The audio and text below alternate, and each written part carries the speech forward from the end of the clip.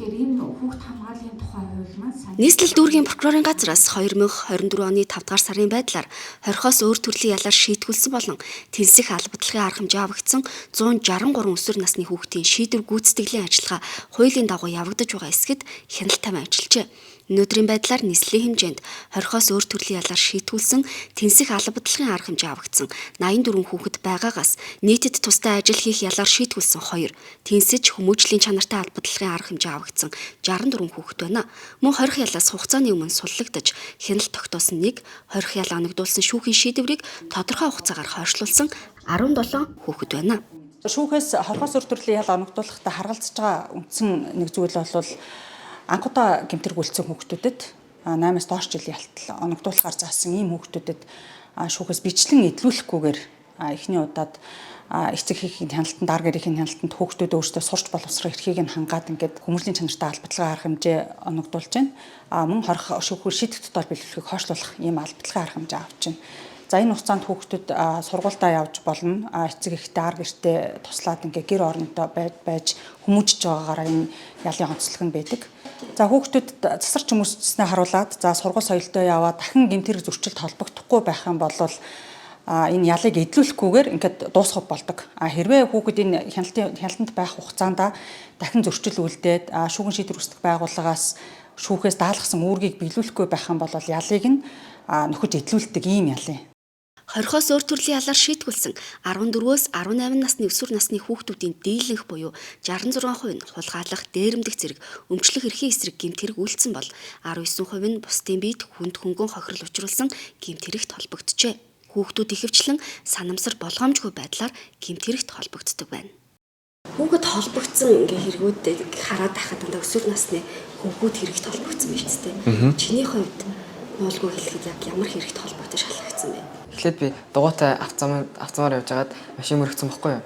Тэгээ тэрийг аав ээжтэй хэлэхээс айгаад тэгээ би өөрөө зөксүүлчихэд хувь мэдэн шийдвэр гаргасан бохгүй юу. Тэгээд би найзынхаа ээжээс мөнгө зээлээд тэгээ тэр цагдаа магдгаар явуулгүйгээр хохирлыг барагдуулсан байсан юм. Тэгэд яалчгүй нөгөө нь мөнгөө нэхэд би айгүй юм дарамтанд орсон байсан бохгүй юу. Мөнгөний хэрэг гараад ээж аа бас хэлж болохгүйгээд тэгээ тэр үед манай найз нэг дугууны кодыг санаандгүйгээр таагаад тэгээ мэдцээ явж байгаад яалчгүй мөнгөний хэрэг болохоор нь яг тэр үед дарамтанд байсан болохоор сэтгэж чадаагүй бодож чадаагүй болохоор тэгээд хулгай хэрэг хийсэн. Тэр дууг нь хулгайлаад зарцсан. Тэгээд тийш алдаа гаргасан. Тийм тэгээд сүүлд нь би өөрийнхөө уцыг зараад хохирлыг барагдуулсан. Тэгээд аав ээж бас мэдсэн.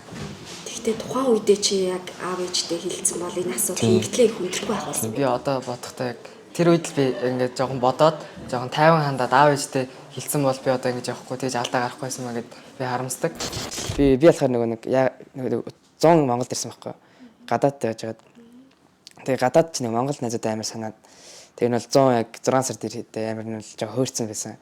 Нилээх гадуур яваад тэгээ тэгж явж байгаа л ялч Монголын замын хувьд л үнээр аюултай л та. Электронд байгаа гэдэг чинь суран тэрийг онжгаад л бас асуулъя гээд хүн гэмтээсэн байж. Тий, хүн гэмтээсэн. Яг миний буруу байсан. Тэгээ тэрнээс л зөндөө юм суралцсан л та. Тэр асуудлаас болоод бас миний амьдрал энэ бол амар өөрчлөгдсөн. Анх удаа л тэгжсэн. Ер нь бол нэг ч хэрэг тарж үзээгүй. Яг боломжоос бол гинт тийм болцсон. Тэгээ жоо шокнд ороод. Энд зааж байгаа сургалтын мэдлэгүүд бол айгүй сонирхолтой л.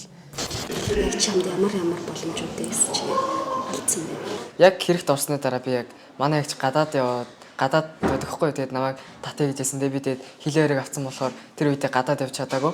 Би ямар ч уралдаан тэмцээнд орж чадаагүй. Уул нь яг жил болгон би сургуулийнхаа физик олимпиад ордог байсан. Тэгээд яалчгүй байр эзэлтэй байсан. Энэ жил би орж чадаагүй. Одоо яг чи өөртөөгөө адил энэ үеийнгийн хүүхдүүдтэй охтуудтай хандаж юу гэж хэлмээр байна?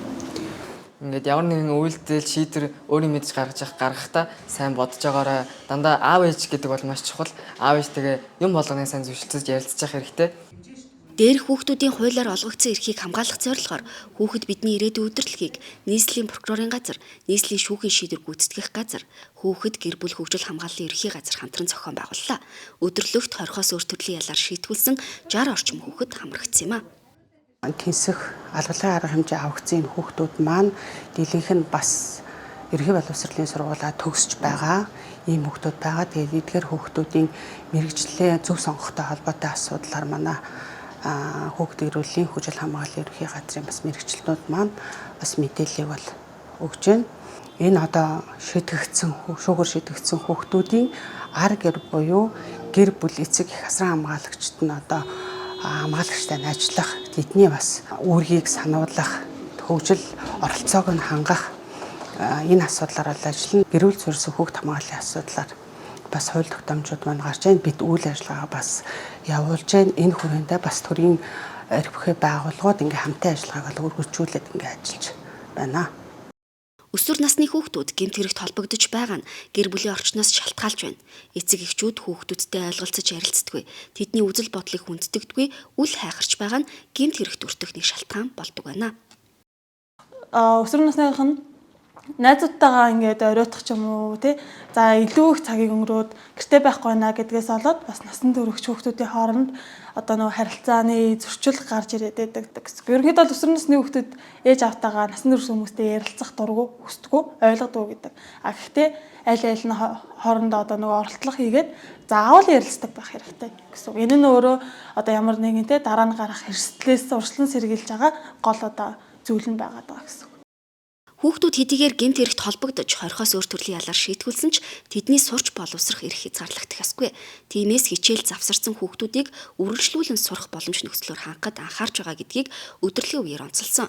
Энэ үеэр нийслэл дүүргийн прокурорын газрын прокурорууд хүүхдийг гэмт хэрэгээс урьдчилан сэргийлэх талаар мэдээлэл хийсэн бол хүүхэд гэр бүлийн хөгжил хамгааллын хэлцээс хүүхэд хамгааллын тухай хууль болон мэрэгжил сонголтын талаар сургалт хийж сэтгэл зүйн зөвлөгөө өгсөн юм а.